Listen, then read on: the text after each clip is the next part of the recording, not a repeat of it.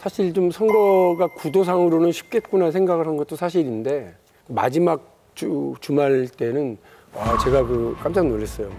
부산, 울산, 대구 그리고 창원 이렇게를 했는데 막판에 진짜 보수 결집 이런 게 눈에 보일 정도로 어디서 그런 걸 많이 느끼느냐면 처음에는 아유 저 계엄 저지르고 저 후보 사퇴 난리판에 아유 하고 사람들이 약간 이제 보수 유권자분들께서 투표 안 해 이런 느낌이었는데 뒤로 가면 갈수록 이렇게 멀리서 이렇게 X자 이렇게 보내기도 하고 이렇게 의지를 막 투표 의지를 드러내고 있는 걸 보면서 이게 간단치 않겠구나 하는 생각을 많이 했고요. 개인적으로는 전통시장 이런 데 가면 물론 보수 유권자분들인데 약간 이렇게 박 의원은 속도 좋아? 어떻게 선거운동을 해요? 이렇게 얘기하면 그 속을 냉장고에 잘 씻어서 넣어놓고 나왔어요. 이러면서 한 표 부탁하고 했는데 어쨌든 본인들의 투표 의지를 이렇게 드러내고 비판적으로 이렇게 기죽이려고 하는 모습들이니까 개인적으로도 힘들고 마지막에 결집이 좀 무섭더라고요. 네.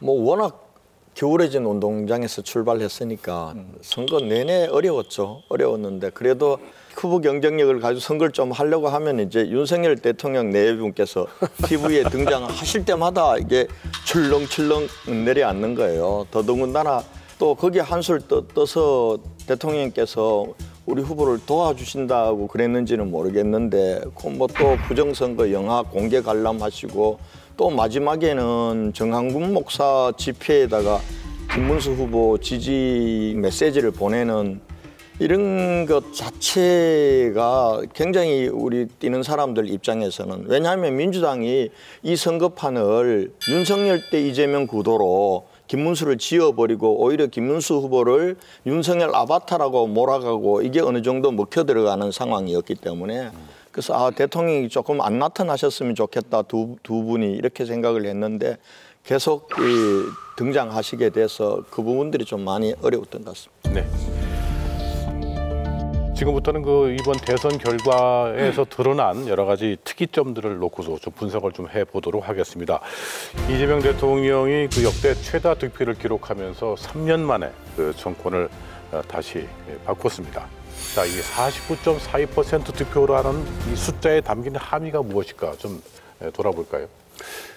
윤석열 정부에 대한 심판으로 봐야죠. 이재명 후보가 영남에서 굉장히 선전한 건 인정을 해줘야 돼요.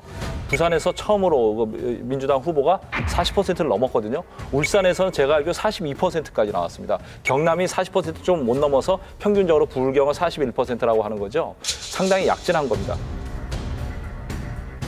그럼에도 불구하고 이재명 후보가 출구조사 결과에서는 50% 과반 넘는 걸로 나왔지만 결국은 49%대 그쳤잖아요. 그건 뭐냐면 자만하지 말라. 한번 어떻게 하나 두고 보자라는 견제심도 밑에 깔려 있다고 봅니다. 예. 49.42%는 사실 지난번 대선에서 얻은 득표율에서 약간 1~2% 정도 올라간 거잖아요. 그런데 그게 왜 나왔느냐라고 할 때 지난번에는 심상정 후보가 2.5%를 가져갔어요.